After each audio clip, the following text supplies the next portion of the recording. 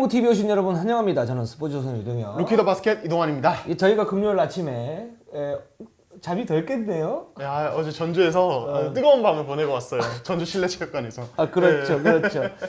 챔프전에 올라갔으니까 오죽하겠습니까. 야, 어제 경기도 상당히 재밌었어요. 그렇죠. 특히 1쿼터부터 전자랜드가 KCC를 거세게 몰아붙이면서 그렇죠. 11점 차까지 앞서다가 그러다가 이제 KCC가 완전히 이제 나중에 뒤집어서 승리를 챙겼는데 명경기였고, 사실 저는 이 경기가 뭐 어떤 결과가 나오든 되게 역사적인 경기가 될 것 같아서 전자랜드의 마지막 경기인 마지막 경기가 될 수도 있고, 혹은 마지막 경기가 됐죠. 네, 마지막 경기 됐죠. 네. 혹은 이제 KBL 사상 최초의 역스윕이 나오는 그렇죠. 그런 사례가 될 수도 있었는데, 아무튼 정말 재밌었습니다. 전자랜드가 너무 선전을 해줘가지고 음. 4강전에서 굉장히 좀 재밌는 그런 게임을 했었고, 근데 어제 이제 저는 개인적으로 게임을 보다가 모트리가 너무 들어간다. 야, 저거 좀 불안하다 이런 느낌이 들었었어요. 오히려 1쿼터 때 막 빵빵 터졌잖아요. 그러니까 좀 뭐라 그래야 너무 슛감이 좋으니까 이게 사실은 초반에 그렇게 잘 들어가면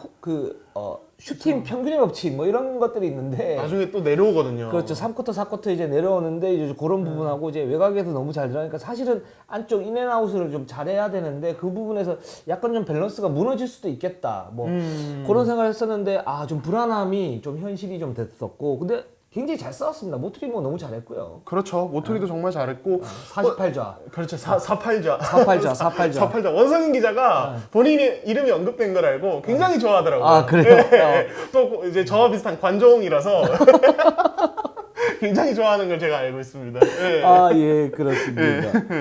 그래서 오늘 뭐 루먼 팩트 저희가 챔프전 특집으로 한번 준비를 해봤는데, 저희가 그때 말씀드린 것처럼 지금 상태에서는 1부, 2부로 나누는 것보다는 이렇게 이제 끊어서 가는 게 좀 더 낫겠다 싶어서 저희가 금요일 날 긴급 편성을 했습니다. 챔프전 특집인데 4강 리뷰를 하고 그다음 챔프전 프리뷰를 하는데, 그 이전에 지금 이제 그 감독 선임 됐죠. SK 그 사령탑이 문경은 감독에서 전희철 감독으로 바뀌었는데, 요거 배경 간단하게 정리를 하고 가도록 하겠습니다. 일단 저희가 그때 루머로 잠시 소개를 시켜드렸는데, 문경은 감독이 좀 위험하다는 얘기가 있다. SK 내부에서 이렇게 교체했던 그 변화 조짐이 있다라고 얘기를 했는데, 실제로 겉으로 드러내기로는 얘기로는 그럴 수 있는 가능성이 그렇게 많지 않다라고 이제 프런트에서 얘기를 했어요. 얘기를 했지만 결국 SK가 최준용 선수였던 이탈, 그리고 SK가 올 시즌 우승을 노렸음에도 불구하고 좀 이제 무너졌잖아요. 이제 이런 부분에서 팀 분위기 쇄신 차원에서 전희철 코치를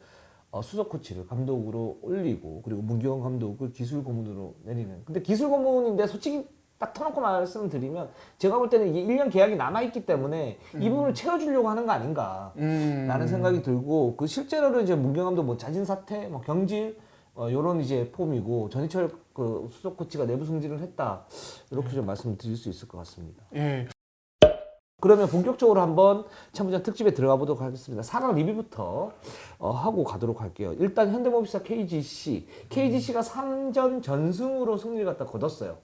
뭐 이제 울산에서 열린 첫 두 경기 KGC가 모두 승리를 거뒀고, 그 3차전 월요일에 있었던 3차전에서도 KGC가 이 경기도 접전이었어요, 사실은. 접전으로 가다가 결국에는 이 설린저가 기가 막힙니다. 아니, 저는 2차전 보고 현대모비스가 감을 좀 잡았구나, 설린저 수비에 대한. 근데 3차전 보고 아니구나.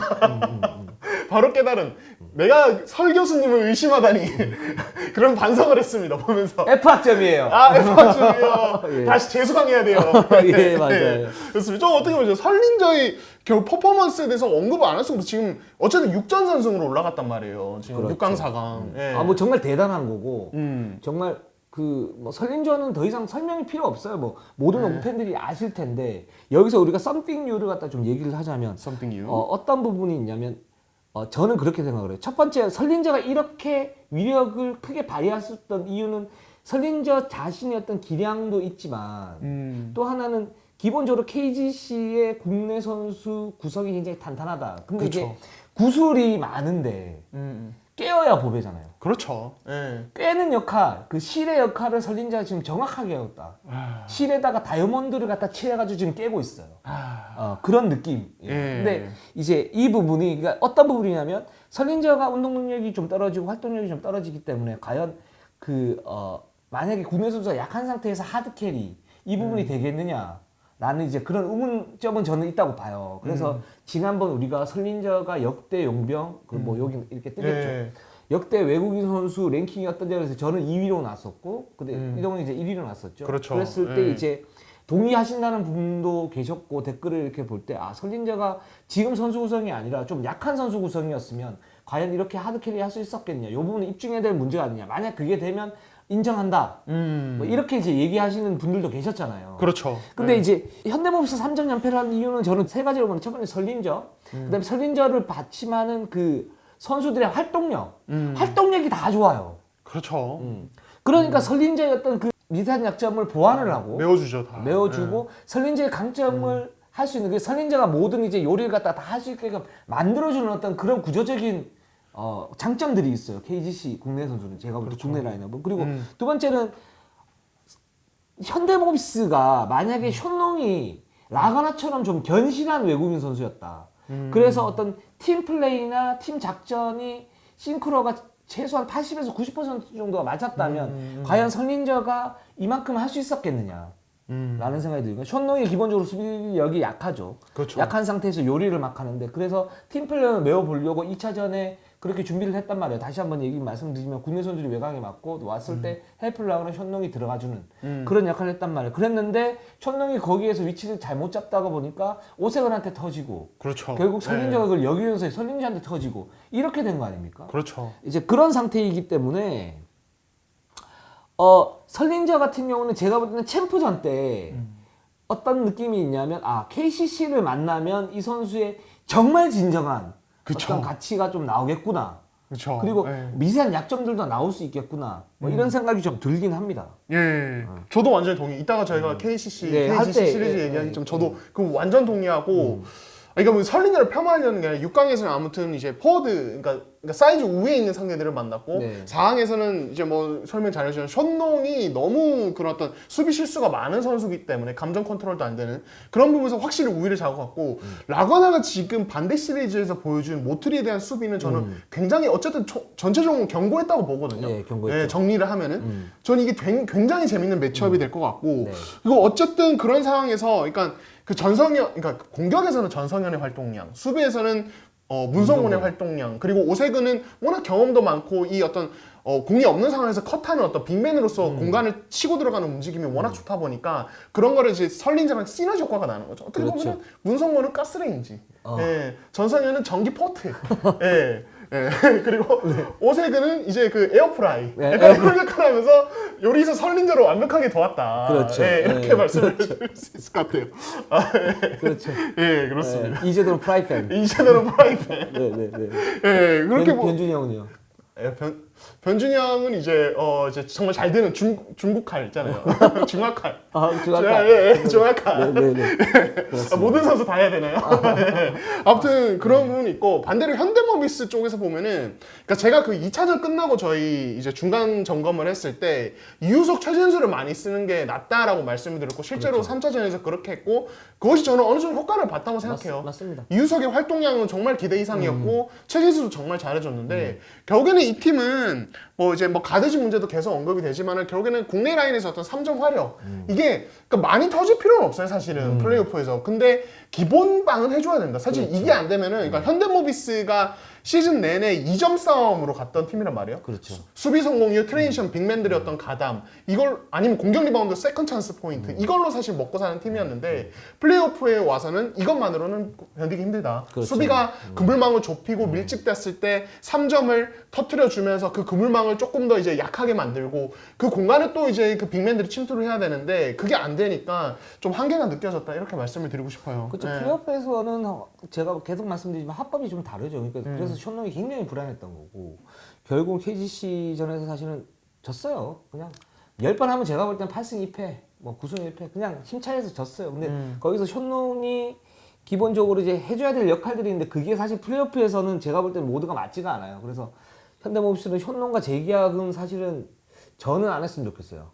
그러니까 우승을 노려야 되는 팀인데 과연 그게 될까? 물론 내년 시즌에 아마 지금처럼 활동하는 설린저가 재계약이 될 가능성이 별로 없고 모트리 같은 경우에도 굉장히 미지수고 그렇죠.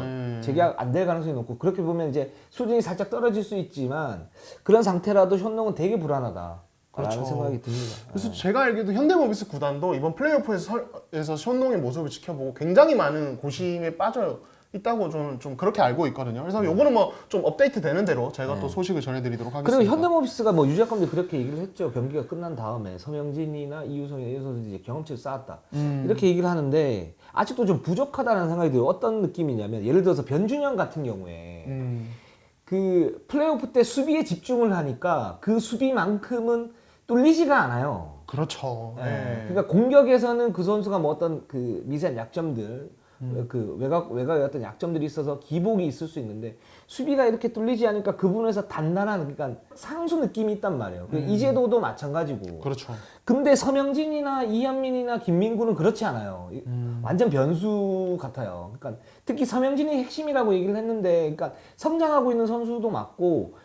지금 신예기 때문에 훨씬 더 성장할 가능성이 있는 선수도 맞는데 여기에서 그 틀을 갖다가 깨는 게 어느 정도 가능성이 뭔가가 나와야 되는데 이제 그 부분이 플레이오프 때는 솔직히 살짝 좀 실망스럽긴 했어요. 근데 이 틀을 어떻게 깰 것인가. 그러니까 내부적으로 들리는 얘기는 뭐냐면 서명진이 근성이 좀 부족하다.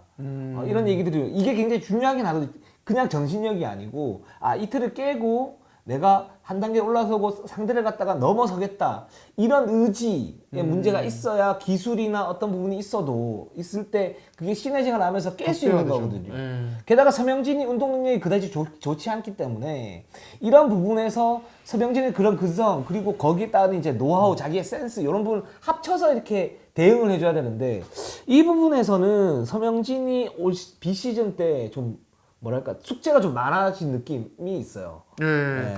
근데 예, 저도 이제 이번 플레이오프 보면 사실 뭐 서명진의 한계는 정규리그에서도 뭐 많이 조금 나온 부분이 있지만 저도 플레이오프 때 조금 더 실망을 한 쪽에 속하는데, 그러니까 아직 뭐 99년생이고 너무 어린 선수이기 때문에 이 선수의 뭐 어떤 한계를 제가 단정지을 생각은 없지만은 이 선수가 과연 장기적으로 현대모비스의 어떤 메인 볼핸들러가 되어야 되는가? 그렇죠. 그래서 우승을 할 수 있는 그런 이제 우승의 어떤 카드가 될 수 있는가? 예, 그렇게 생각했을 때 저는 조금은 회의적인 생각도 들어요. 그러니까 맞아요. 이 선수는 저는 오히려 좀 세컨 핸들러, 세컨 핸들러 역할을 해주고 그때는 충분히 뭐 자기 할 몫을 하니까 그리고 진짜 메인 볼 핸들러는 오히려 다른 선수가 좀 해주는 쪽으로. 그렇죠. 예, 그러니까 그게 좋지 않을까. 맞아요. 그러니까 어떤 느낌이냐면 이게 그러니까 지금 아직 단정할 수는 없어요. 이 선수의 어떤 잠재력이 무궁무진하다는 건 맞는데 지금 이런 상태에서 여기서 기량이 조금씩 발전을 한다. 그러면 예를 들어서 이제 좀 빠른 가드라든가 아니면 좀 파워가 넘치는 가드라 이런 가드를 만나면 굉장히 좀 메인 볼 핸들러로서 힘들 수 있거든요. 맞아요. 그랬을 경우에 이제 세컨 볼 핸들러고 메인 볼 핸들러 또 이제 또 다른 이제 그 가드 또는 이제 아주 강력한 가드를 갖다 데리고 왔을 때 서명진을 붙이면 시너지는 나겠죠. 이제 그런 롤 플레이어가 되느냐 아니 메인 볼 핸들러가 되느냐 이거는 서명진이 어떻게 성장하느냐에 따라서 좀 달려있다라는 생각이 듭니다. 예, 좋습니다. 그리고 이우석은 굉장히 좋았어요. 저는. 그렇죠. 아니 경험이 전혀 없는 정규리그도 많이 안 뛴 신인 선수가 이 정도 활동량. 그러니까 저는 사실은 굳이 뭐 NBA 선수로 또 얘기를 하자면 이우석은 장기적으로 봤을 때 한국의 고든 헤이워드 같은 선수가 네, 될 수 있다고 생각하거든요. 그러니까 고든 헤이워드라는 선수가 뭐 아시는 분도 아시겠지만 어떤 선수냐면 그 상황에 맞는 정확한 플레이. 그 리드 앤 리액트가 정말 정확하고 운동력이 대단하진 않지만은 정말 감독 입장에서 사랑할 수밖에 없는 그렇죠. 선수인데 이우석도 그런 저는 과의 선수라고 생각해요. 그래서 보스턴 네. 시절에 사실은 고든 헤이워드가 들어오면 저 팀에는 포인트 가드가 3명 있다. 뭐 이런 그렇죠. 얘기까지 했었죠. 그렇죠. 그래서 이우석이 이제 뭐 지금 당장 뭐 장신의 핸들링 능력도 좋긴 한데 뭐 포인트 가드를 볼 수 있는 뭐 어떤 그런 상황은 아니긴 하지만은 보조 핸들러로서 사이즈 좋은 핸들러로서 그런 역할 충분히 해줄 수 있다고 보거든요. 그러니까 저는 이우석이 그런 부분에서 굉장히 포텐셜이 엄청나다고 보고 다만 정규리그 막판 플레이오프 뛰는 모습을 봤을 때 결국 문제는 메이드가 안 되는 거였어요, 이 선수도. 그렇죠. 예. 슈팅의 부정확성. 그렇죠. 네. 근데 대학 때는 제가 기억하기에는 그 정도는 아니었던 것 같은데 4학년 시즌에는 좀 이번에 좀 유난히 많이 좀 무너져 있더라고요. 요것만 좀 개선을 하고 그리고 아마 제 생각에는 다음 시즌부터 유작 감독도 어떤 5대5 게임에서도 이우석의 옵션을 조금씩 늘려갈 것 같아요. 지금 당장은 좀 그렇게 하기 힘들었고 네네. 이때 이 선수가 어느 정도까지 갈 수 있을까. 그리고 가장 좋은 것은 결국엔 트레이전 상황에서 어떤 가담 능력 예, 이런 어떤 활동량이 굉장히 기반이 되어 있는 선수. 그러니까 무리하지 않는데 활동량이 충분히 좋아요. 그래서 게다가 오프더볼 네. 움직임이 너무 좋고요. 그렇죠. 볼 없는 상황에서 공간 인지 능력이 굉장히 좋아서 빈 곳으로 컷하는 움직임 이런 것들도 굉장히 좋기 때문에 굉장히 훌륭한 만능형 선수가 되지 않을까 저도 굉장히 기대를 걸고 있습니다. 그래서 유작 감독 같은 디테일한 전술과 합쳐지면 좋은 역할을 굉장히 할 수 있고 이 선수의 장점은 그러니까 볼 핸들러 역할을 할 수 있는데 볼 없는 움직임도 좋은 그런 그쵸. 선수이기 때문에 일단 슈팅의 정확성 그리고 그런 이제 경고함이라고 그러죠 우리가 플레이의 경고함 이런 부분만 채워가면 제가 볼 때 이우석은 앞으로 현대모비스 핵심 포워드로 성장할 수 있지 않을까. 그래서 현대모비스 잘 뽑았다 뭐 이런 그쵸. 생각이 들었습니다. 예, 그렇습니다. 예. 예, 그리고 지금 현대모비스 같은 경우에 뭐 4강이니까 4강 리뷰니까 저희가 뭐 3전 전승을 했어요. KGC는 뭐 힘 차이가 있었어요. 네. 그죠? 그런 부분에서 이제 현대모비스 위주로 좀 하는데 일단 현대모비스가 4강이 끝나고 나면 좀 불미스러움이 있었습니다. 그렇죠. 예, 그 3차전이 끝나고 이제 현재 알려진 바에 따르면 그 용인에 있는 구단 숙소 식당에서 이제 회식을 하다가 새벽에 이제 그 베테랑 선수 한 명이 후배 선수 4명을 폭행하는 사건이 있었습니다. 많은 분들이 이걸 또 알고 계실 테고 그래서 지금 이제 KBL은 재정위원회 오늘 연다고 했고 지금 이제 구단 자체 징계도 예정이 되어 있는데 굉장히 강력한 징계가 예상이 되는 그런 상황입니다. 예. 그래서 이제 그 폭행을 한 가해자 그는 아마 선수 생명이 그만될 수도 있는 그런 상황일 수 있을 것 같아요. 그러니까 거기까지 이제 지금 보고 있다고 그렇게 하고 있고 지금 그리고 그 맞은 선수 중에 한 명이 뭐 주전 급 주전급. 이제 선수인데 그 선수 이제 안아골절이 좀 왔는데 그 안아골절이 왔는데 한 달 정도 그 안아골절이 이제 한 달 정도 이제 치료를 하면 괜찮아요. 그러니까 그나마 불행 중 다행인 거죠. 그러니까 후유증이 그렇게 있지는 않은. 네. 그래서 근데 이 부분은 이제는 뭐 예전에 사실 막 그런 경우 있었거든요. 그러니까 왜 군대하고 제가 볼 때는 좀 비슷한 것 같아요. 군대에서 예전에 막 이제 뭐 얼차려 하고 뭐 때리기도 하고 저 때도 때리기도 하고 그랬었거든요. 때리고 그랬는데 이젠 그게 없어졌잖아요. 그렇죠. 그리고 원칙상 없어야 되는 거잖아요. 그렇죠. 그러니까 이제 지금 시대가 완전 달라졌어요. 그러니까 이제 거기에 무조건 맞춰야 되는 거고 이거는 이제 선수단 관리도 그렇게 바꿔야 된다. 라는 생각이 들고 현대모비스는 이 사건을 계기로 해서 정말 그 절치부심해서 그런 일들은 진짜 절대 없어야 되죠. 그리고 다른 팀들도 타산지도 삼아야 되죠. 이런 부분들은. 그렇죠. 네. 네, 너무 좀 큰 사건이 벌어졌고 이게 빨리 좀 잘 해결이 돼서 좀 이제 좀 많이 발전하는 계기가 이 농구계 전체가 좀 발전하는 계기가 됐으면 좋겠습니다. 이제 이런 부분은 없어져야 됩니다. 네, 그렇습니다. 자, 그러면 그 다음 팀으로 네. 그 다음 시리즈로 한번 가보도록 할게요. 전자랜드와 KCC로 가보도록 할게요. 꿀잼이었습니다. 정말 꿀잼이었어요. 네, 진짜 3승 2패로 KCC가 승리를 했지만은 1, 2차전 지고 전자랜드가 3, 4차전. 그러니까 4차전이 가장 좀 백미였던 것 같아요. 네, 그러니까 1, 2차전 송교창이 없는 상태에서 KCC가 잡아버리는 위력을 발휘했고 3차전은 사실은 이제 조기에 전찬희 감독이 좀 어떻게 보면 100개를 들어버린 이런 게임이었고 결국 이제 4차전에서 사팔자가 탄생. 네, 4팔자가 탄생을 하면서 모트리가 원석영 기자가 얘기한 사팔자. 아, 좋아요. 예. 네, 모트리가 그러니까 송교창이 그날 돌아왔잖아요. 네, 돌아왔는데 모트리가 이제 KCC의 수비에 대해서 어느 정도 적응이 된 상태.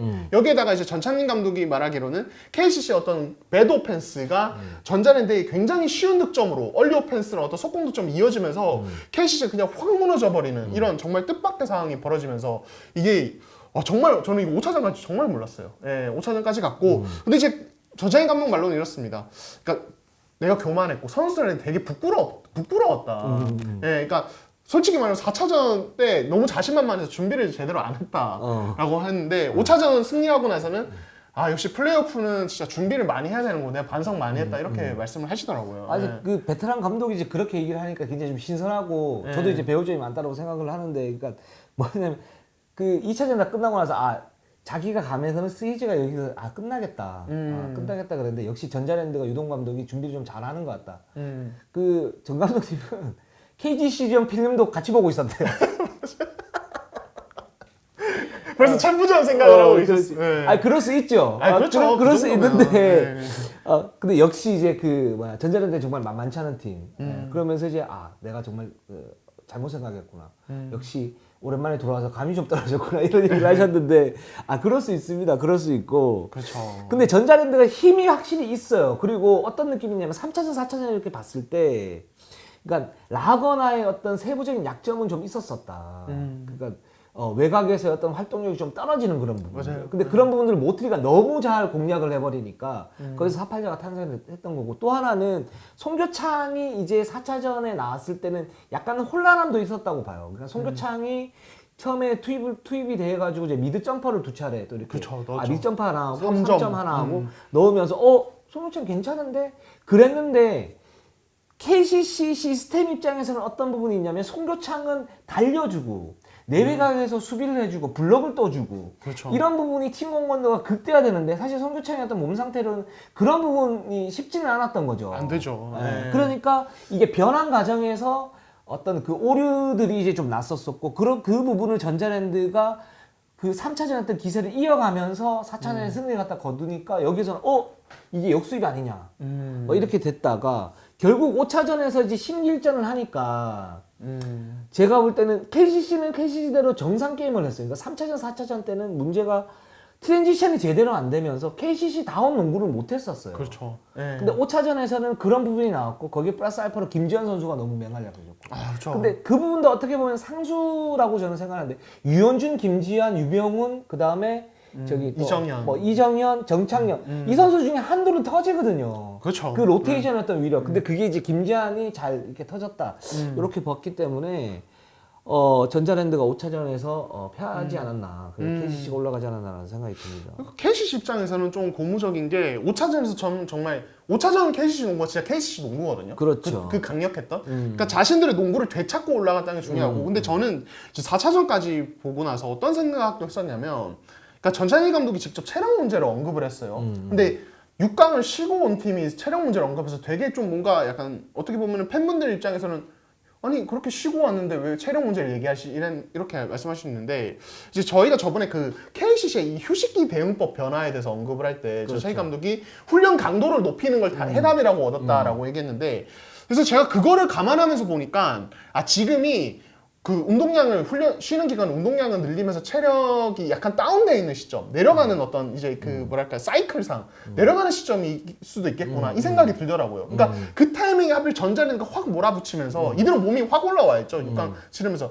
그러면서 이 어떤 KCC가 오히려 체력적으로 열세를 가져가는 상황이 나오지 않았나 싶고, 근데 5차전 내용을 보니까 특히 2쿼터 이후부터는 KCC 활동량이 예전으로 돌아왔더라고요. 그래서 이제는 챔프전에서는 오히려 KCC가 그 좋았던 그 모습을 그대로 유지할 수 있지 않을까, 체력적으로도. 저는 이 부분이 굉장히 중요하다고 봐요. 그래서 5차전을 치렀던 게 KCC한테는 독이 아니고 약이 된 느낌이 있어요. 그러니까 이 부분은 챔프전 때 다시 한번 말씀을 갖다 드릴게요. 좀 더 상세하게. 네, 좋습니다. 그리고 전자랜드가 이제 그 역사적으로 마지막 게임을 했고 이제는 아듀를 합니다.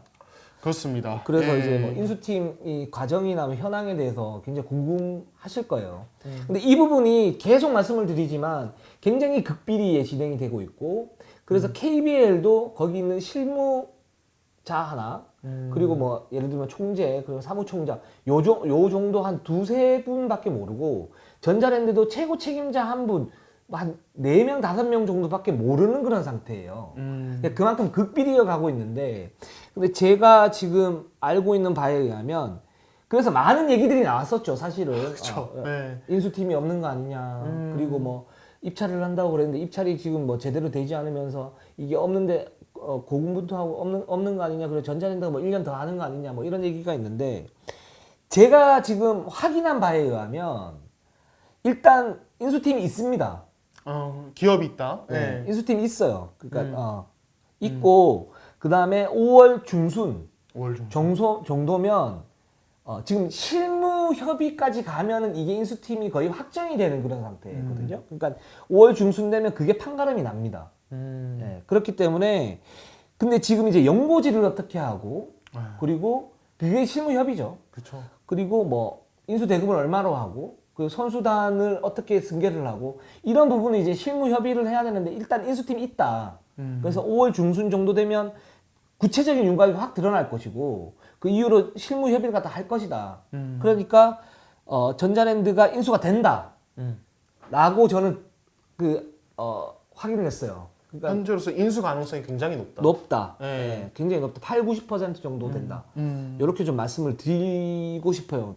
싶어요. 예, 그 요렇게까지만 좀 말씀드리고 제가 최대한 뽑아낸 거는 요 정도입니다. 지금. 네, 좋습니다. 그렇습니다. 그렇게 하도록 하고 자 챔프전 프리뷰로 한번 들어가 보도록 할게요. 예, 뭐 어떻게 보면 예상했던 어떤 맞대결이긴 하지만 그래도 떨리네요. KCC와 KGC가 7전 4선 승제로 맞붙습니다. 자, 이게 되게 재밌는 게 우리가 예, 말씀하세요. 뭐 이제 이슈거리 그냥 다 이슈거리만 좀 말씀을 드리자면 일단 그건 간단하게 짚죠. 왜냐면 다른 데도 다 그렇게 하니까 우리는 좀 달라야 되잖아요. 그렇죠. 예. 예. 우리 something new가 있어야 되잖아. 그렇죠. 저희는 또 이제 저희만의 색깔로 하되 예. 이슈거리만 톡톡톡 짚고 그렇죠. 하겠습니다. 기본적인 이제 깔고 예. 가죠. 깔고. 뭐 이미 다들 알고 계시지만은 사제 시간 대결. 그렇죠. 전창진 감독, 김승희 감독의 어떤 만남. 요게 일단 흥미 포인트고 이정현 친정팀과 맞붙습니다. 그렇습니다. 요것도 굉장히 흥미로운 부분이에요. 그렇습니다. 예. 그리고 그렇습니다. KCC가 예. 선인전을 어떻게 막을까? 그쵸. 뭐 이 부분은 좀 나중에 또 자세히 설명드릴 때 이런 부분하고 그리고 엑스펙트가 누가 될까? 이런 거 굉장히 궁금합니다. 그래서 한번 하나하나 살펴보면 자 일단 저는 심리적인 부분 아까 이제 말씀드린 것 중에 KCC가 5차전에 오면 독이 아니고 약이다라고 말씀을 드렸는데 지금 오늘 그 금요일 4월 30일 오늘 미디어 데이가 열려요. 그렇죠. 그리고 월요일 날 1차전이 열립니다. 그렇습니다. 그러니까 휴식 시간이 어느 정도 있는 편이에요. 한 4일 정도 있는 편이에요. 그죠? 그러니까 KCC가 체력적인 5차전을 했지만 체력 방전해서 다시 올릴 그런 기회는 있다. 대신에 경기 감각을 가지고 간다. 라고 생각이 들고. 왜냐면 그래서 체력적인 어떤 문제는 별로 저는 그렇게 크지는 않다고 봐요. 않다고 보고. 물론 이제 송교창의 부상이 어떻느냐 부상 회복 속도 이런 부분은 좀 지켜봐야 되는데 그렇다고 두 번째는 저는 심리적인 부분 아까 말씀하셨던 그러니까 이제 KCC가 사실 정규리그 1위를 했는데 굉장히 불안했어요. 그렇죠. 어떤 면이냐면 이 팀이 사실은 정규리그 1위를 한 객관적인 전력이냐 이렇게 봤을 때는 시즌 전에는 6강 다코스였고 사실 우승 후보로는 뭐 DB도 있었고 SK도 있었고 KGC도 이름이 나왔었고 근데 이 팀들이 전체적으로 우여곡절이 굉장히 많았었고 KCC는 여기서 딱 결승을 다니면서 올라갔잖아요. 근데 그렇죠. 그런 이제 정규리그 1위를 한 팀들이 역사적으로 사실 챔프전에서 고전하는 경우가 되게 많았어요. 챔프전 올라가지 못하는 팀들도 있었고 현대모비스 같은 경우에. 근데 이 팀은 지금 4강에서 그런 예방주사를 한번 맞았어요. 그렇죠. 예, 탈락할 뻔한 위기에서 다시 올라왔기 때문에 심리적으로도 굉장히 좀 안정적이다. 이런 이제 두 가지 유리함들이 있어요. 제가 볼 때는. 그래서 이 경기 같은 경우에 사실 지금 우리가 많은 전문가들이 아마 KGC가 객관적 전력이 좀 더 낫기 때문에 우세하지 않나 이런 반응이 굉장히 많을 거예요. 그렇죠. 근데 KCC가 이런 이제 두 가지 숨어 있는 어떤 그 창을 들고 오는 거기 때문에 저는 이 챔프전이 굉장히 좀 흥미로울 것 같습니다. 일단 설린저 대응. 예, 이게 결국에는 설린저를 어떻게 막냐, KGC를 어떻게 잡냐랑 그냥 거의 직결되는 문제이기 때문에 지금 상황에서는. 근데 저는 좀 이제 라거나가 이 4강에서 모트리를 만난 게 물론 좀 스타일의 미세한 차이는 있지만 스타일 디테일은 다르죠. 근데 저는 라거나에게 굉장히 좀 좋은 부분이라고 생각해요. 맞습니다. 예. 저 동의합니다. 예, 그러니까 모트리는 어떻게 보면 설린저 이상으로 외곽 플레이 빈도가 높고 밖에서 핸들링을 많이 하고 거기서 이제 파생되는 어떤 공격이 되게 많은데 저는 이게 설린저에 대한 어떤 이것도 예방주사 라거나 입장에서는 나 이제 어떻게 수비하면 되는지 알겠어 이거를 좀 깨달은 어떤 시점이 되지 않을까 싶고 그리고 제가 이제 모트리 수비하는 라거나 모습 보면서 가장 좀 인상적으로 봤던 것은 그러니까 모트리 같은 경우는 뭐 돌파를 하는데 이게 뭐 순속이 엄청난 건 아니다 보니까 힘으로 밀고 들어오면서 공간을 만들고 던지는데 그렇게 공격을 할 때 라거나가 딱 거기까지 따라가고 힘으로 밀고 들어온 것까지 버티고 마지막 컨테스트까지 거의 완벽하게 하더라고요. 사실은 모트리가 워낙 길고 사이즈가 좋아서 그 위로 그 던져대면서 꾸역꾸역 넣은 거지 라거나가 굉장히 잘 막았다고 보고 저는 이런 라거나의 수비력이라면은 설린저도 물론 뭐 설린저는 뭐 막아도 들어가는 선수지만은 어느 정도 괴롭힐 수는 있겠다. 효율을 낮추는 것까지는 가능하다는 생각이 들거든요. 저는 그런 생각이 들어요. 맞는 얘기고 저는 동의를 하고 5차전에 이렇게 보면 지역방어 형태, 그러니까 매치업전 형태로 선 상태에서 외곽을 일단은 모트리의 외곽을 송교창이나 외곽선에서 체크를 해주고 들어왔을 때 라거나가 다시 헬프를 하거나 1대1로 막으면서 모트리의 어떤 공격을 약간 효율성을 저하시키는 그런 모습들 갖다 보여줬거든요. 근데 이제 저는 첫 번째로는 라거나가 일단 1대1을 시켜보고 거기에서 설린저가 어느 정도 역할을 만약에 하다 라그나가 좀 버겁다 그러면 그 방법도 쓸 것 같고요. 그리고 그런 이제 팀 디펜스에서 KCC가 어떤 그 변화가 어떤 시점에서 들어가느냐 이 부분이 되게 중요할 것 같고 설린저 입장에서 보면 사실 6강에서 브라운이나 알렉산더는 설린저를 막기 힘들었어요. 그렇죠. 4강에서도 현농이나 맥클린이 설린저를 막기는 힘들었어요. 그러니까 이제 공략 포인트가 명확했던 그런 매치업 상대들하고 만났는데 이번 같은 경우에는 만약에 라거나를 만난다 그랬을 때 이동환 기자 말처럼 이 부분에서는 6강이나 4강보다는 확실히 좀 까다로운 그런 상대가 나왔다 이렇게 보고 있고 현대모비스가 2차전에 외곽에서 국내 선수를 돌리고 안쪽으로 들어왔을 때 어떤 헬프를 하는 그런 부분이 완성되진 않았어요. 현농이 어떤 그 움직임 때문에. 그렇죠. 근데 KCC는 그거보다는 수비 조직력이 훨씬 더 쫀쫀한 팀이고 그렇죠. 헬프가 확실히 강하게 들어가는 팀이거든요. 이제 그런 부분까지 설린저가 만약에 극복을 한다. 그럼 저는 진짜 역대급이라고 봐요. 설린저가. 진짜 그거까지 극복하면. 그러니까 KCC가 모트리 수비하는 거 보면은, 그러니까 모트리가 핸들러 역할, 뭐 예를 들어 KGC에서는 또 설린저가 핸들러 역할을 할 수 있죠. 근데 그렇게 할 때 어떤 가드, 국내 가드 혹은 국내 포워드들의 어떤 해치, 그리고 단순히 이게 우리가 해치백을 얘기할 때 해치 리커버리라고 보통 부르는데 갔다가 그냥 돌아오는 게 아니라 KCC는 갔을 때 이 범핑을 해주면서 그 모트리가 돌파 속도를 내는 타이밍을 늦춰주고 그렇죠. 그러면서 모트리를 이렇게 비틀거리게 만드는 예. 그러니까 파울을 안 범하는 선에서 그렇죠. 그런 동작들이 굉장히 철저하게 잘 이루어졌어요. 그러니까 그 예. 부분도 굉장히 좋은 거예요. 그러니까 범프 릴리즈를 하는데 그 범프가 일상화돼 있고 만약에 설린저에게 그런 걸 했을 때도 설린저도 뭐 사람이기 때문에 슛 밸런스가 살짝 흔들릴 수 있잖아요. 그렇죠. 네. 예. 그런 부분들을 보이지 않게 굉장히 좋은 부분이라고 생각이 듭니다. 예, 그러니까 그런 식의 어떤 KCC가 그 조직력이 너무 좋아요, 제가 봤을 때. 그러니까 KCC는 스위치를 많이 하진 않을 것 같고 그런 어떤 설린저 핸들링에 대해서 그런 식의 어떤 강한 수비와 압박 이런 걸 통해서 저는 설린저의 체력을 빼놓는 효과도 있을 것 같아요. 그러니까 지금 계속 또 이슈가 되는 게 설린저가 그렇죠. 40분을 지금 거의 계속 뛴단 말이에요. 지금 그러니까 거의 라타비우스 윌리엄스가 나온 게 정말 잠깐이에요. 그냥 통틀어서. 네네. 근데 KCC처럼 기동성 좋고 트랜지션 강하고 그리고 그런 어떤 수비 때 어떤 범핑도 많고 이런 이제 체력전에 강한 팀은 물론 본인들의 체력까지 고갈되는 리스크를 늘 안고 경기를 하지만은 그런 팀은 제가 봤을 때 설린저가 꽤 좀 스트레스를 받을 것 같아요. 이 부분에서. 게다가 7전 4승제잖아요. 그러니까 지금까지는 5전 3승이니까 그냥 빨리 끝내고 올라올 수 있었는데 지금은 좀 다를 거라고 보고 그렇죠. 그 부분에서 설린저가 좀 더 힘들어하는 그림이 나올 가능성이 높다. 네, 저는 이렇게 생각을 합니다. 저 동의를 합니다. 네. 동의를 합니다. 그 체력적인 변수를 얘기를 하는데 김승희 감독이 이렇게 얘기를 해요. 그러니까 설린저가 40분을 뛰어도 워낙 영리한 선수이기 때문에 쉴 때 쉬고 코트 안에서 쉴 때 쉬고 할 때 하고 하기 때문에 그 40분 뛰는 거 뭐 체력적으로 별 부담이 없다. 그 말도 맞는 얘기예요. 그러니까 40분을 다 뛸 수 있고 효율적으로 뛸 수 있는데 문제는 그 효율성이 약간 떨어질 수 있어요. 그렇죠. 그게 이제 2차전, 3차전 가면서 조금 나타났던 부분들이 있고 그 수비에서의 어떤 그 동작 자체가 활동력이 약간 줄어든다거나 이런 부분이 나타났었고 그러니까 이게 7전이기 때문에 시리즈가 길어지면 길어질수록 설린저에 대한 그런 체력적인 변수가 좀 더 크게 나타날 가능성은 있다. 좀 이렇게 좀 말씀 갖다 드리고 싶고 자 그리고 이정현 선수가 KCC에서는 4강에서는 살짝 좀 뭐랄까 기복이 있었어요. 그렇죠. 기복이 있었는데 또 KGC전에는 굉장히 강합니다. 그렇습니다. 그러니까 본인 이제 이렇게 얘기를 하죠. 그러니까 KGC에서 뛰어봤기 때문에 KGC 수비법을 알고 그거를 공략하는 타이밍 같은 걸 내가 너무 잘 알기 때문에 굉장히 좀 잘 공략한다라고 얘기를 했고 이것이 이제 이 플레이오프에서 챔프전에서도 이어진다면은 이정현이 살아난 KCC는 5대5와 트랜지션이 다 되는 거의 완벽에 가까운 공격팀이 되거든요. 그러면 진짜 무서워지는 거죠. 좀 어떻게 보세요? 이게 챔프전에서도 이어질 수 있을까요? KGC의 강한 면모가? 네.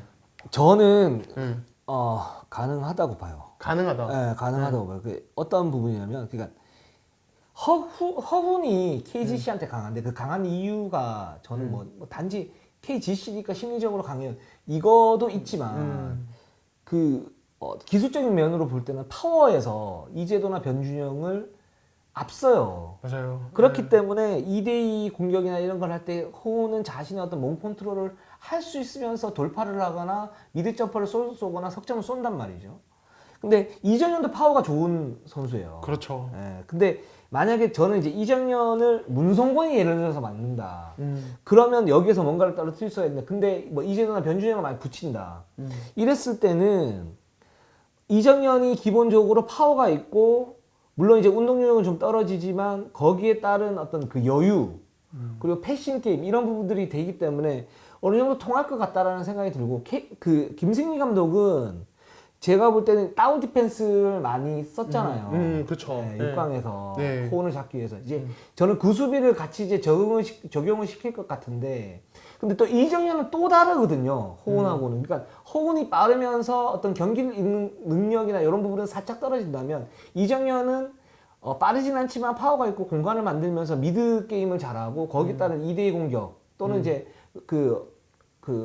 스윙 패스를 잘 할 수 있는 그렇죠. 그런 선수이기 때문에 과연 그 다운 디펜스가 성공을 할 수 있을지 이런 부분도 좀 지켜보는 게 좋을 것 같은데, 이정현을 막기가 내줄 건 내줘야 되지 않을까라는 생각이 좀 들긴 합니다. 예.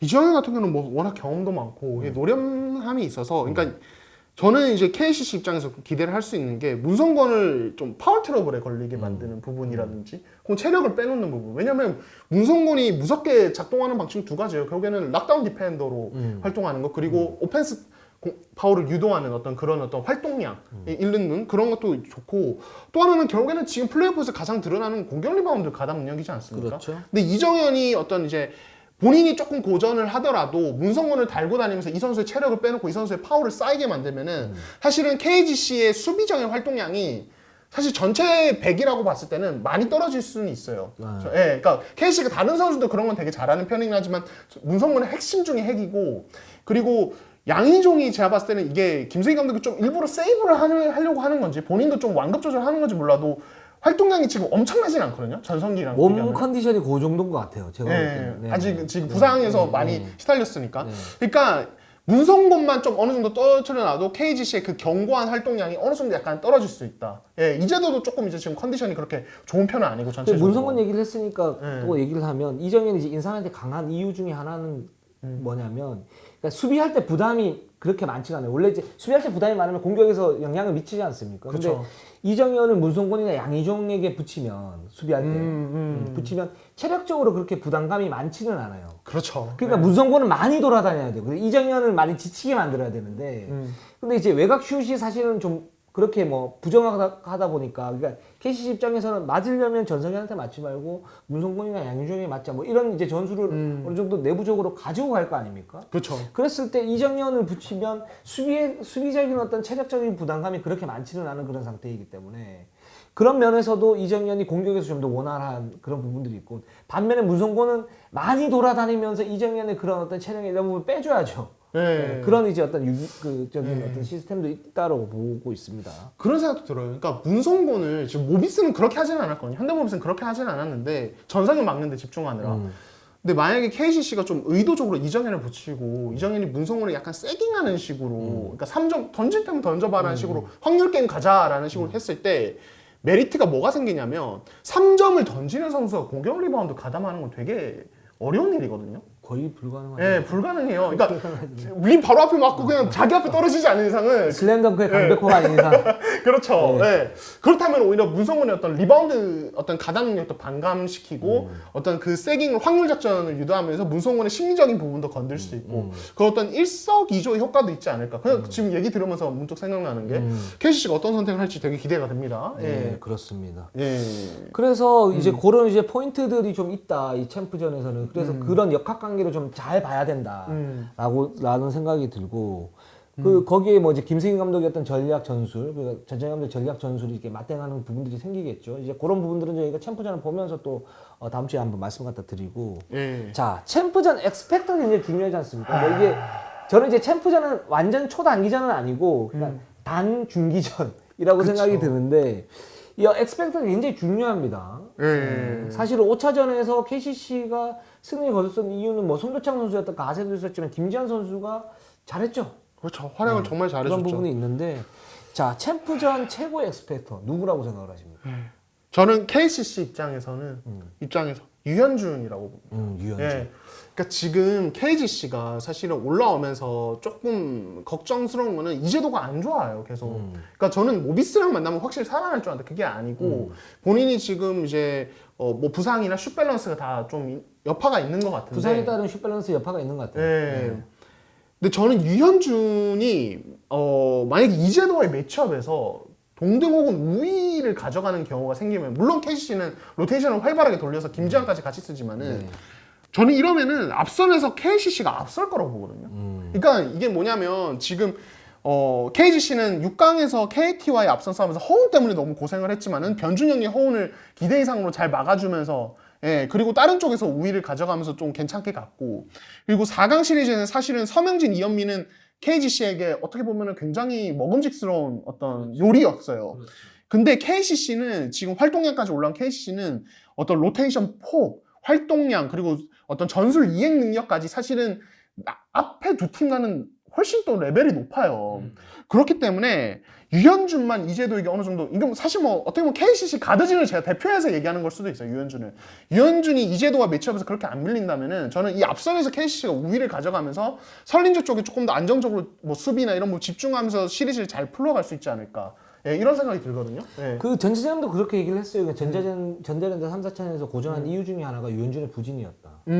라고 얘기를 했고 뭐 근데 저 같은 경우에 저는 이제 유현준은 그냥 저는 플러스 알파 개념이라고 봐요. 왜냐면 그러니까 전찬희 감독이 이제 유현준 중심의 어떤 농구를 하게끔 만들었죠. 정규리그 때. 그러니까 그러면서 이제 나왔던 파생 효과가 강한 트랜지션, 그 좋은 패싱에 의한 정확한 그 슛 셀렉션, 그리고 거기에 따른 이제 정확한 외곽 슛, 그리고 라그나의 골밑이었는데, 근데 지금 보시면 알겠지만 유현준도 약점이 있는 선수예요. 그러니까 그 게임 리딩은 되는데 이 선수가 사실은 전체적으로 외곽 슛이 사실은 정확도가 믿을 수 있느냐 그 부분은 아니죠. 그러니까 이제 잘 들어갈 때가 있고 그렇지 않을 때가 있는데 그런 기복이 있는 그런 선수라고 보고 있고 그래서 김지한 선수나 뭐 다른 선수 이제 로테이션을 많이 이렇게 돌리죠. 그 부족분을 갖다 메우기 위해서. 그래서 저는 유현준 중심으로 만약에 간다 그러면 KGC한테 좀 말릴 가능성이 좀 있지 않을까라는 생각이 들고 차라리 유현준도 그냥 n분의 1 n분의 1 좋아하죠 우리 그쵸. n분의 1로 제가 볼 때는 놓고 유현준이 괜찮으면 계속 쓰는 거고 아니면 김지한이나 이런 선수 김지한이나 뭐 유병훈이나 이런 선수 데려와서 그 선수를 쓰는 거고 그렇게 다양하게 하면서 체력전으로 가는 게 그러면서 트랜지션은 계속 유지를 하는 게 그쵸. 가장 좋지 않을까라는 생각이 들어요. 저는 그런 점에서 저는 KCC에서 엑스펙트는 김지한이다. 김지한이다라는 생각이 들어요. 이 선수 같은 경우에 기본적으로 사이즈가 있고 그쵸. 거기에서 외곽슛 능력이 있는데 이 선수도 기복이 있어요. 근데 수비가 나는 괜찮아요. 그렇죠. 근데 이 선수 기복이 훨씬 더 심해요. 실링은 높은데 기복이 심해요. 근데 이 선수가 예를 들어서 외곽에서 한두 개 또는 돌파가 되는 그런 선수니까 돌파해서 한두 개 갖다 만약에 넣는다? 이렇게 되면 아까 이제 이동환 기자가 말한 것처럼 이재도나 변준영 이쪽 외곽 쪽 라인을 갖다가 이제 넘어서면서 KCC가 뭔가 기세를 갖다 잡을 수 있는 그런 상황이 되지 않을까라는 생각이 듭니다. 아, 좋습니다. KGC의 엑스팩터. 저는 라타비우스 윌리엄스요. 잠깐만. 저는 이게 진짜로 너무 그러니까 KGC는 기본 전력이 되기 때문에 사실은 엑스팩터로 꼽기에 약간 좀 뭔가 애매한 부분이 있는데 전 라타비우스요. 세이브 무조건 해줘야 돼요, 진짜. 이게 제가 사실은 이게 안 할 것 같은데 이제 안 할 것 같은데 안 들려나요? 근데 저는 안 쓸 수가 없다고 생각을 하거든요. 여기서 이렇게 하고 있잖아 벤치에서 이렇게 하면서 설린저 화이팅 이러고 있잖아요 지금 라타비우스를. 근데 이 시리즈는 써야 돼. 안 쓰면 진짜 큰일 나요. 저는 맞아요. 저도 그렇게 저는 진짜 큰일 난다고 생각해요. 진짜 그 정도로. 그러니까 설린저를 40분 쓰게 한다. 설린저가 만약에 본인이 나 이 시리즈에서 챔프전에서 40분 뛸 거라고 생각하면 저는 이거는 오산이 될 확률이 높아진다고 봐요. 그러니까 라타비우스 윌리엄스가 잘하는 게 중요한 게 아니라 제가 봤을 때 10분은 띄워줘야 된다. 7분에서 10분 정도 띄워주는 게 필요하다. 그리고 그 타임을 KGC가 얼마나 잘 버티느냐. 저는 이게 이 라타비우스가 잘해서가 아니라 설린저를 극대화하기 위해서 필요하다고 봐요. 이게 왜냐면 저는 이 시리즈에서 또 하나의 관건이 KCC의 트랜지션을 KGC가 감당할 수 있느냐라고 생각하거든요. 그렇죠. 예. 맞는 그러니까 이게 오세근이 그 이제 KTY 시리즈에서 고전하다가 모비스 시리즈 살아났는데 본인도 그런 얘기를 했는데 이제 결국에는 빅빅 대결로 가니까 오세근이 한결 편해요. 본인이 뒷공간 들어가고 이런 움직임에 대해서 상대 기동성 신경 안 쓰고 본인이 조금 더 체력 세이브도 하면서 자유롭게 갈 수 있거든요. 근데 KCC는 완전 트랜지션의 팀이고 스페이싱의 팀이기 때문에 거기서 또 오세근이 좀 불리한 부분이 있고 물론 송대창의 몸 상태는 봐야겠지만 이거 라거나가 기본적으로 설린저보다 훨씬 이 트랜지션 게임에 강하죠. 그렇죠. 예. 그러니까 이게 만약에 송교창이 체력도 어느 정도 올라오고 KCC가 특유의 트랜지션 게임을 계속 갔을 때 이게 과연 KCC가 버틸 수 있느냐. 특히 프런트 코트의 기동성 어떤 싸움에서 저는 이거 되게 좀 걱정되거든요. 개인적으로는. 맞아요. 이렇게 됐을 때는 라타비우스 윌리엄스가 나와서 그를 어느 정도 세이브하는 구간이 있어야 된다. 맞아요. 저는 라타비우스 윌리엄스가 뭐 20점 하고 이런 거라고 생각하진 않습니다. 그 네. 김승인 감독이 과연 내보내겠느냐? 그렇죠. 살린자. 살린자. 그래서 아, 예. 그래서 저는 약간 또 다른 의미에서 엑스펙터는 라타비우스다. 저는 나름 굉장히 괜찮은 예. 지적이라고 생각해요. 예. 그래서 라타를 한 5에서 10분 정도 어떻게 효율적으로 쓰느냐 이 부분이 굉장히 중요할 것 같아요. 3차전 이후에는. 그런데 이걸 쓰겠느냐 봤을 때는 좀 봐야 되는 그런 그쵸. 문제일 수 있고.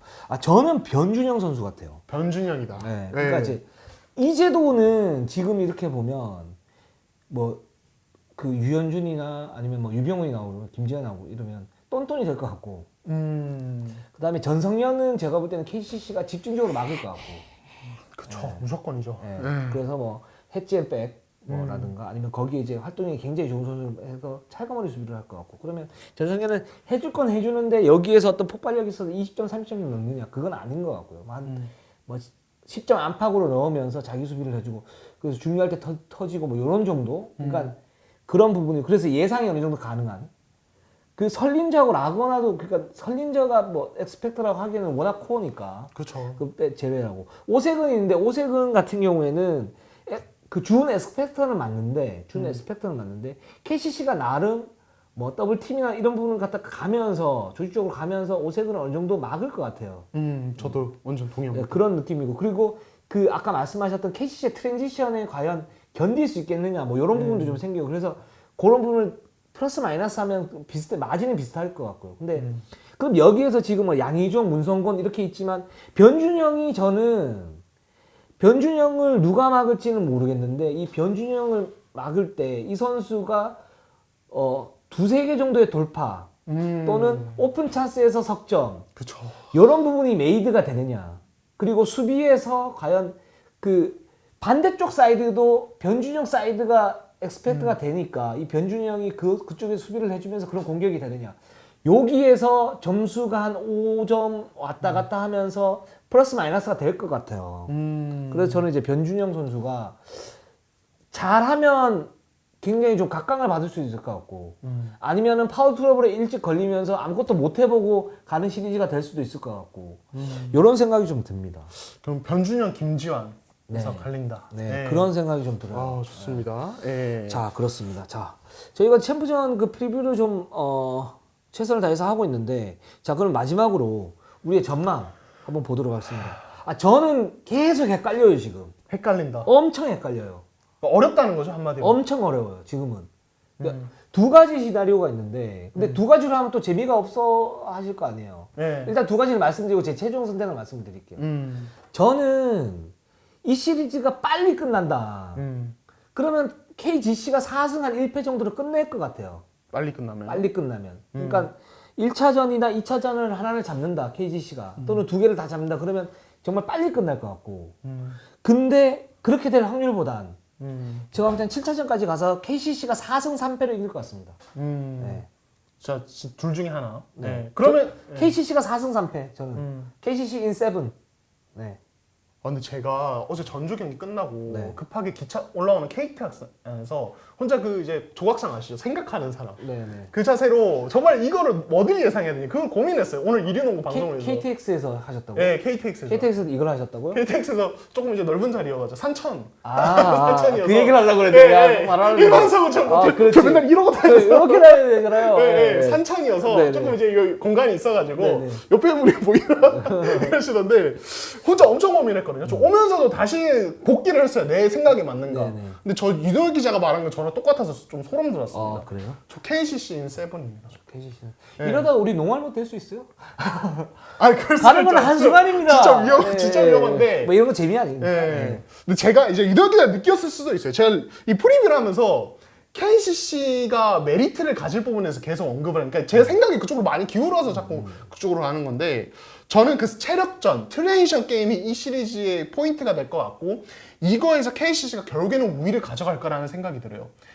그러니까 저는 설링저가 정말 힘들어하는 시리즈가 될 거라고 보고 체력전 갔을 때 KCC는 질 수가 없는 팀이다. 그러니까 이게 현대모비스와 KCC 다른 게 KCC도 결국 2점 싸움 하는 팀이잖아요. 근데 이 팀은 활동량이 기반이다 엄청난 스피드로 이제 2점 싸움 하는데 저는 이걸로 KCC를 잡아먹을 것 같아요. 저는 결국에는 이게 이제 설린저가 너무 무서운 선수고 잘하는 선수 인정하고 뭐 알고도 못 막는데 이게 저는 설린저의 약간 그 피부 때문에 두꺼운 근육 때문에 잘 보이지 않는 그 아킬레스건 하나가 결국 트레이션 게임과 체력전이라고 맞아요. 생각을 하고 맞아요. 이거는 KBL에서 가장 잘 공략할 수 있는 팀이 KCC다.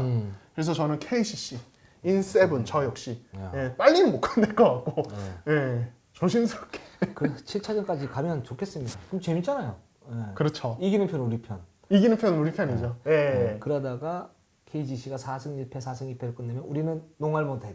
그때 이제 저희가 그 이제 석고대제 머리 받고 머리 받고 또 시작을 하는 건가요? 그렇죠. 예, 알겠습니다. 비시즌 첫 방송 머리 받고 알겠습니다. 예. 저희가 뭐 나름 챔프전 특집편을 갖다 준비를 해봤는데 좀 어떠셨는지 모르겠습니다. 저희는 항상 최선을 다하고 저는 챔프전 1, 2차전을 갑니다. 저도 갑니다. 네, 챔프전 1, 2차전을 보고 난 다음에 저희가 아마 월요일날 방송을 못 할 수도 있을 것 같아요. 챔프전 1, 2차전을 끝내고 그때 뭐 리뷰를 하든지 그렇게 해야 될 것 같습니다. 다음 주에도 한번 그 부분은 저희가 다시 한번 말씀을 갖다 좀 드릴게요. 자, 오늘 방송은 여기까지 하겠습니다. 저희는 항상 최선을 다하겠습니다. 네이버 유튜브 구독 좋아요 알람 감사합니다.